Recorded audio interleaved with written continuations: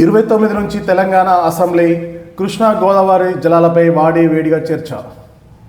కృష్ణా గోదావరి జలాలపై చర్చించేందుకు ఈ నెల 29 నుంచి అసెంబ్లీ సమావేశాలు నిర్వహించే అవకాశం ఉన్నట్లు విశ్వసనీయ సమాచారం. ప్రాజెక్టులు, నీటి కేటాయింపులపై, రాష్ట్ర విభజన తర్వాత ప్రాజెక్టులపై చేసిన వ్యయం, ఇలా అన్ని అంశాలపై సమగ్రంగా చర్చించాలని ముఖ్యమంత్రి రేవంత్ రెడ్డి భావిస్తున్నట్లు సమాచారం. ప్రాజెక్టుల నీటి కేటాయింపులు, రాష్ట్ర విభజన తర్వాత 2014 తర్వాత జరిగిన వ్యయంపై వంటి అంశాలపై కూడా అసెంబ్లీ వేదికగా నీళ్లు నిజాలు అనే పేరుతో చర్చించాలని నిర్ణయించినట్టు తెలిసింది. ముఖ్యంగా కేసీఆర్ విమర్శలు చేసిన పాలమూరు రంగారెడ్డి ప్రాజెక్టు విషయంలో గత ప్రభుత్వాల వైఫల్యాలను ఎండగట్టాలని, అప్పట్లో డిపిఆర్లు ఎందుకు వెనక్కి వచ్చాయనేది ప్రజలకు వివరించాలని ప్రభుత్వం భావిస్తుంది. సోమవారం సాయంత్రం కమాండ్ కంట్రోల్ సెంటర్లో మంత్రులందరితో ముఖ్యమంత్రి సమావేశమయ్యారు. మొదట పంచాయతీ ఎన్నికల్లో ఉత్తమ ఫలితాలు సాధించినందుకు మంత్రులందరినీ సీఎం అభినందించారు. పంచాయతీ ఫలితాల గురించి చర్చించిన తర్వాత సాగునీటి ప్రాజెక్టులు, కృష్ణా గోదావరి బేసిన్ల నీటి పరిస్థితి, తాజాగా పాలమూరు రంగారెడ్డి ఎత్తిపోతగల పథకం గురించి మాజీ సీఎం కేసీఆర్ మాట్లాడిన అంశాలపై మంత్రులతో చర్చించినట్టు సమాచారం. వచ్చే ఫిబ్రవరిలో మున్సిపల్ ఎన్నికలు నిర్వహించాలని, ఓటర్ల జాబితా సవరణ అనంతరం తుది నిర్ణయం తీసుకోనున్నట్టు తెలుస్తుంది. ఈ నెల 29న అసెంబ్లీ సమావేశాలు ప్రారంభించి 3 రోజుల విరామం తర్వాత తిరిగి జనవరి 2 నుంచి సమావేశాలు తిరిగి కొనసాగించాలని సీఎం రేవంత్ రెడ్డి భావిస్తున్నారు. ఇక గ్రేటర్ హైదరాబాద్ విస్తరణ, డివిజన్ల పెంపు, వాటిపై వస్తున్న ఫిర్యాదులపైన మంత్రులపై సీఎం సుదీర్ఘంగా చర్చించారు. విస్తరణ పూర్తయిన తర్వాత మొత్తం నగరాన్ని మూడు నగరపాలక సంస్థలుగా విభజిస్తే ఎలా ఉంటుందని ఆరా తీసినట్లు తెలుస్తుంది. ప్రస్తుతం ఉన్న జీహెచ్ఎంసీ పరిధిలోనే అలాగే ఉంచి కొత్తగా ఏర్పడిన డివిజన్లతో మరో 2 నగరపాలక సంస్థలను ఏర్పడవచ్చని పార్టీ వర్గాలు భావిస్తున్నాయి.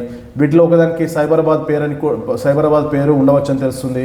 కొత్తగా ఏర్పడిపోయే డివిజన్లో 70 నుంచి 80 డివిజన్లతో ఒక్కో నగరపాలక సంస్థను ఏర్పాటు చేస్తున్నట్టు తెలుస్తుంది.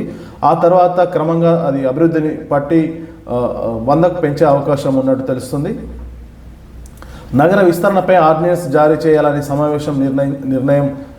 సమావేశంలో నిర్ణయించినట్టు తెలుస్తుంది. నగర విస్తరణతో పాటు మౌలిక సదుపాయాలు పెరుగుతాయని, అభివృద్ధి పనులు పుంజుకుంటాయని మంత్రులు అభిప్రాయపడినట్టు తెలుస్తుంది. ఏ అసెంబ్లీ నియోజకవర్గాల్లో ఎన్ని డివిజన్లు వస్తాయి, నగర విస్తరణ తర్వాత రాజకీయంగా వచ్చే మార్పుల గురించి చర్చించినట్టు సమాచారం. అలాగే అసెంబ్లీ సమావేశం స్టార్ట్ అయినాక నీళ్లు నిజాలు అనే అంశంపై నదీ జలాల్లో వాటా సాధనలో బీఆర్ఎస్ చేసిన పనుల గురించి గట్టిగా వాదనలు వినిపించాలని నిర్ణయించినట్టు తెలుస్తుంది. తెలంగాణ, ఏపీ రాష్ట్రాల నీటి వాటాలు, కేంద్రం వద్ద పెండింగ్ ఉన్న అంశాలు, ఏపీ అక్రమ నీటి వినియోగం, అనుమతులు లేకుండా ఆ రాష్ట్రం చేపడుతున్న ప్రాజెక్టులను అడ్డుకునేందుకు ప్రభుత్వం తీసుకోవాల్సిన చర్యలకు చర్చ పెట్టనున్నారనేసి సమాచారం. నీటిపారుదల ప్రాజెక్టులు నిర్మాణం తదితర అంశాలపై గత ప్రభుత్వం అనుసరించిన విధానాలను అసెంబ్లీలో ఎండగట్టాలని మంత్రులతో భేటీలో సీఎం రేవంత్ రెడ్డి సూచించారని తెలుస్తుంది. 2023లో బీఆర్ఎస్ అధికారంలో ఉన్నప్పుడే పాలమూరి రంగారెడ్డి డిపిఆర్ వెనక్కి వచ్చిందని మంత్రులతో సీఎం చెప్పినట్టు తెలుస్తుంది. ఎన్జిటి కేసులో సుప్రీంకోర్టులో వాదనలు జరిగినప్పుడు తాగునీటి ప్రాజెక్టుగానే చేపడతామని అప్పటి ప్రభుత్వం చెప్పగా 7.25 టీఎంసీలకే పనులు చేయాలని కోర్టు ఆదేశించిందని, కాంగ్రెస్ ప్రభుత్వం వచ్చిన తర్వాత 90 టీఎంసీలతో పూర్తిస్థాయి పాలమూరును చేపట్టేందుకు చర్యలు తీసుకుంటుంటే ప్రజలను తప్పుదారి పట్టించేలా కేసీఆర్ మాట్లాడారని, దీనిపై అసెంబ్లీ వేదికగా చర్చించాల్సిన అవసరం ఉందని ముఖ్యమంత్రి ప్రతిపాదించగా మంత్రులందరూ ఆమోదించినట్టు సమాచారం. ఏదేమైనప్పటికీ నీళ్లు నిజాలు అనే పేరు శీర్షిక పైన